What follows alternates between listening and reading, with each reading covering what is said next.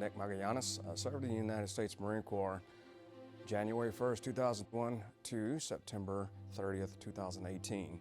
During that time, I have multiple military occupational specialties, better known as an MOS. So I was a Marine Corps martial arts instructor, ComNav, DECM, crypto, avionics instructor, substance abuse control officer, and most of all, I got to be a Marine. Being an at-risk kid, you know, toys for tats. I did have Marines show up to my doorstep very young. That was one of the few Christmases I did have.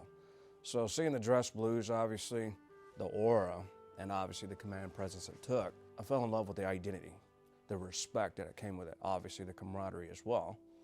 Moving forward, you know, growing up in West Texas, okay, it was a esteemed,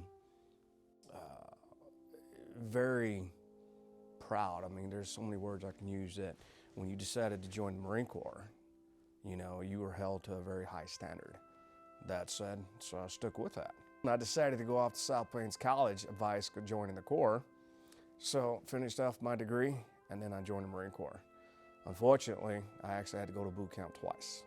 First time I went through, broke my foot, was in the medical rehab platoon for about 9 weeks. So when I was receiving an entry-level separation, my actual platoon was graduating, so lovely.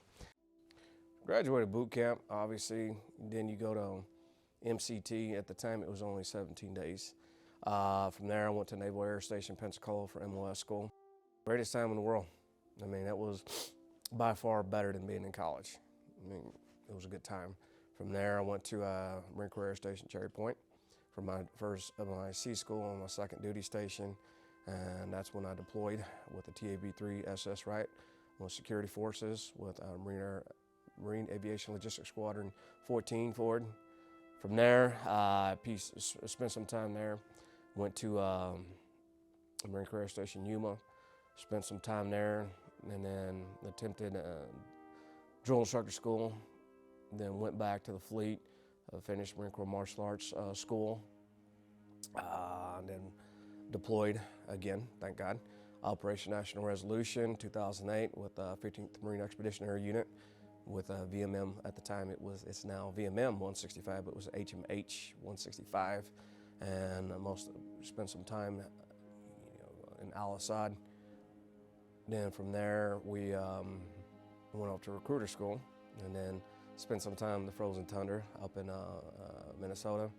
From there went to Marine Corps Air Station Miramar for 3 years, and then from there I ended up back in the armpit of the Marine Corps, which is Cherry Point, and that's where so I've started sustaining a lot of injuries, and that's where I was medically retired. We all need somewhere to go back and remember, hey, this may not be our home, but you know, for us, it's like we're back home. You know, we may be back in the barracks. We may be back in a field op. We may be back in, honestly, the place of no return, which is where, you know, I'm not going to go there, but, and to share that, like, for example, my son, okay, you know, his grandfather served 2 tours in Vietnam as an Air Force EOD guy.